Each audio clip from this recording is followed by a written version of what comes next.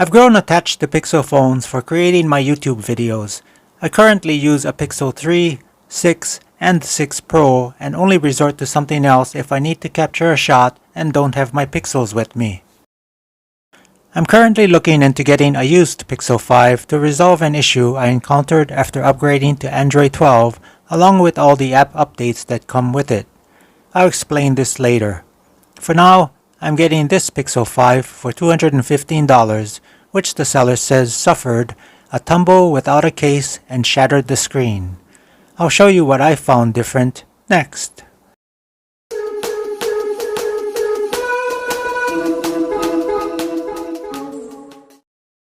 My first impression after receiving the phone was good. The phone had a badly shattered screen, which was expected, but otherwise the visual quality of the phone looked really good. No dings or scratches anywhere else. It looked to be in great condition. Then I started looking closer at the edges for scratches and immediately realized the near edge of the phone doesn't seem to align with the opposite edge of the phone. At this point I realized the phone is also bent. It's not a ridiculous or unrepairable amount, but the fact it wasn't mentioned worried me a little. What bothered me more was what else did the seller not mention. Even when thinking about it, the way the glass is shattered doesn't look like it would have occurred from a tumble down a flight of stairs. Also, there should be at least some nicks or scratches that occurred as a result of the tumble. I'll check the basic functions of this phone. For myself, the priority would definitely be to confirm all features of the camera are working properly. That's the only thing I'll be using it for, along with some minor features like copying captured content to a USB drive and maybe live streaming to YouTube in the future. Other than that, I won't even use email. Of course, this brings me to the other reason I picked up an older Pixel. At the time I'm making this video, I had just received both my Pixel 6s. After upgrading all my Pixels to Android 12 and testing the camera, I realized the Android 12 camera app no longer has a focus lock icon. This is an important feature for my close-up video shots, which is practically the only kind of video I shoot for my channel. I've submitted feedback to Google, but have not heard anything from them for about 2 weeks. To clarify focus lock's use, here's the Pixel 5 I just bought, for which the camera app still has the focus lock.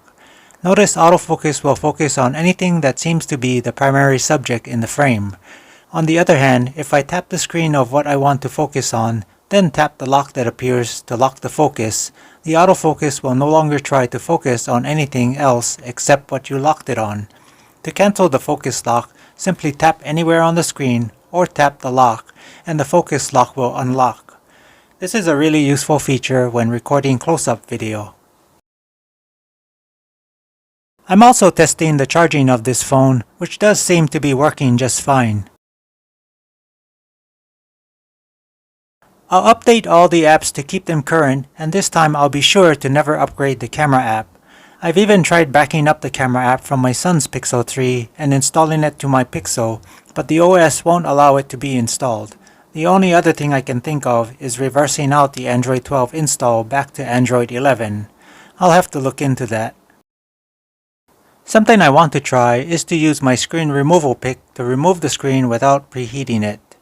The phone is already bent and the screen may have been loosened by that distortion of the edge, but it's not that much of a bend and the glue on flagship phones is usually pretty strong to begin with, so I'm thinking it'll still be a challenge to take the screen off with just a pick.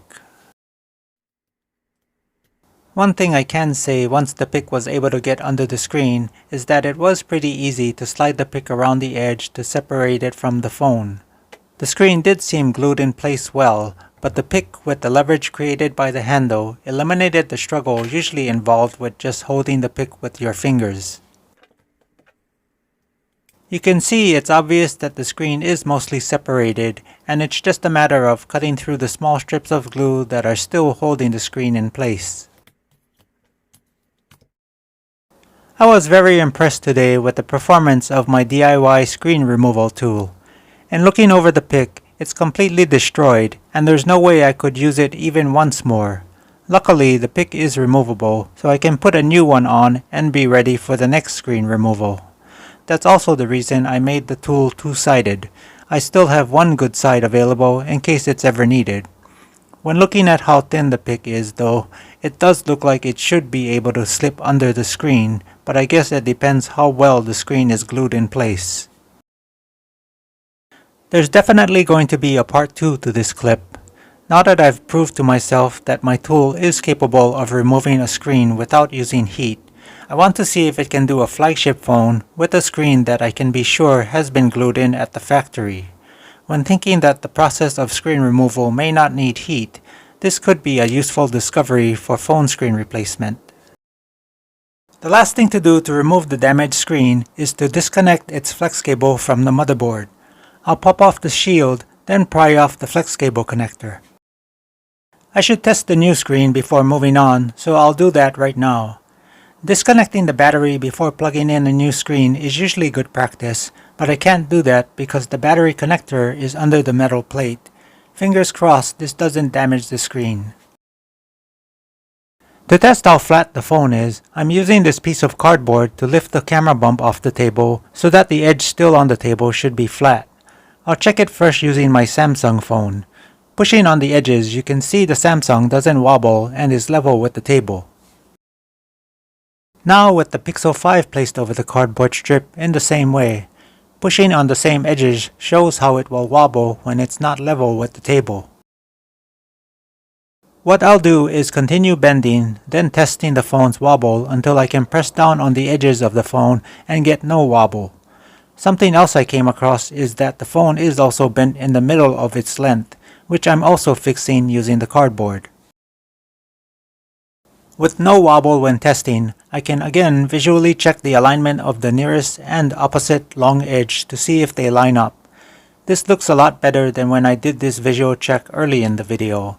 Now that the phone has been flattened back to normal, the only thing left is to mount the new screen. This is a frame taken off the old screen that needs to be transferred to the new screen. I'm using lacquer thinner to clean the glue off, which there's a lot of. You could also use isopropyl alcohol, but I don't use that because it evaporates so quickly. This frame is made of plastic, so the lacquer thinner should be okay to use on it. Stickers and rubber parts are what you want to keep away from lacquer thinner. Also, I don't have any glue to mount the frame to the screen, but I'll try the tape I have to see how that works. Here's all the parts I removed from the old screen that need to be mounted somehow to the back of the new screen.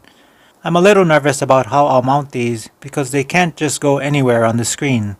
The tiny contacts you see next to the silver cube are electrical contacts. The cube and the contacts have to align pretty accurately with the opposite contacts on the motherboard. The same is true for the front-facing camera frame, which is that dark plastic thing you see at the top right. Before I start on the screen mounting process, I'll remove the last of the glue from the edge of the phone where the frame of the screen mounts. I use the flathead screwdriver to scrape the glue, dipping the tip in alcohol to make scraping easier. I don't have glue for this mounting process, so I'm going to attempt using only tape to hold the screen and its related parts in place. I'm taping the phone's edge with 2mm tape. I'm using the same 2mm tape to tape the edge of the frame. The side being taped is the side where the screen mounts. The combined screen and frame will then mount to the tape that was applied to the phone.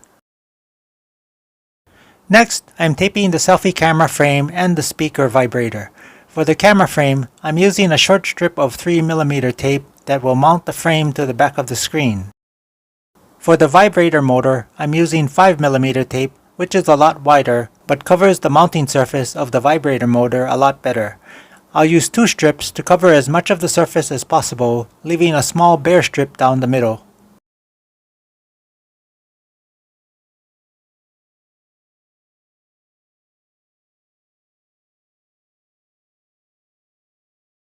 Not knowing how many mistakes I would make, and not wanting to do too much unnecessary recording, I mounted the frame to the screen off camera.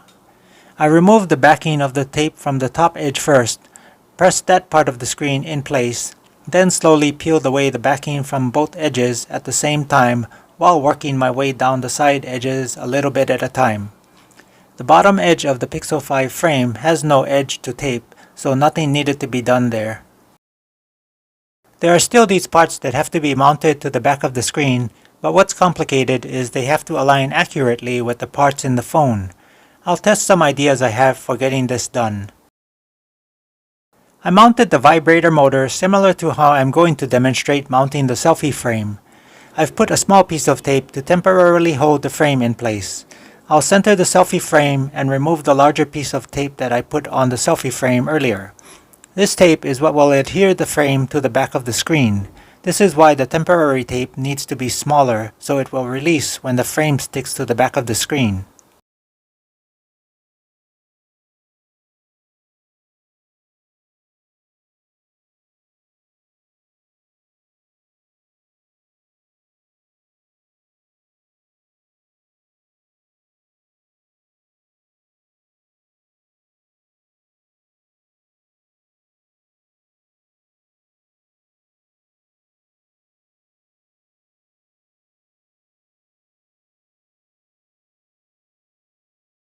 The last thing to do is remove the temporary tape that's still on the phone's mid-chassis.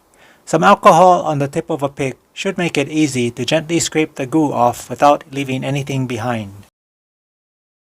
I'm going to connect the screen's flex cable and test the phone to make sure nothing's gone wrong since I last tested the screen at the start of the video. I'm not doing an extensive test, I just want to be sure the display still works and gestures on the screen still work. As long as those basic functions are working properly, I'll take it that the screen is probably in fully working condition. The clip that keeps the screen's flex cable from detaching has to be put back. One side slides into a slot while the opposite end snaps into place. I'll remove all the tape backing and mount the screen.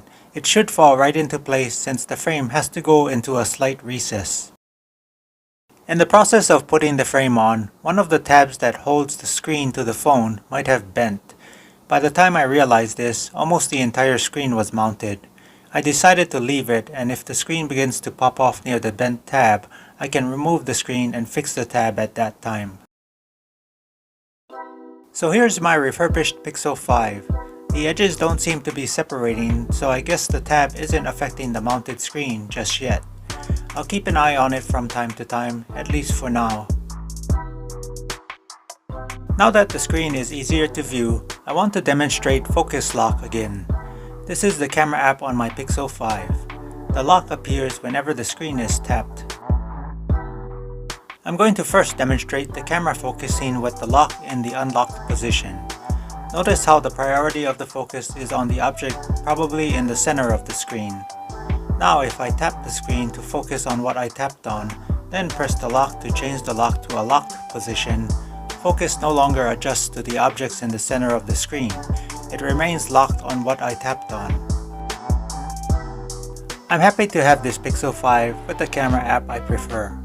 All my pixels are set up the same, strictly for photography. Also, if you look at the app drawer, many of the apps appear disabled. That's because I use my camera with Extreme Battery Saver active. There's a section under Extreme Battery Saver that allows me to select priority apps, so I select what I need for photography and everything else is put in some kind of sleep mode to conserve battery. Smartphone cameras are amazing tools and I'm looking forward to bigger improvements in the coming years. Leave your questions and comments in the comment section below. That's all I have for now, and I'll catch you in the next video.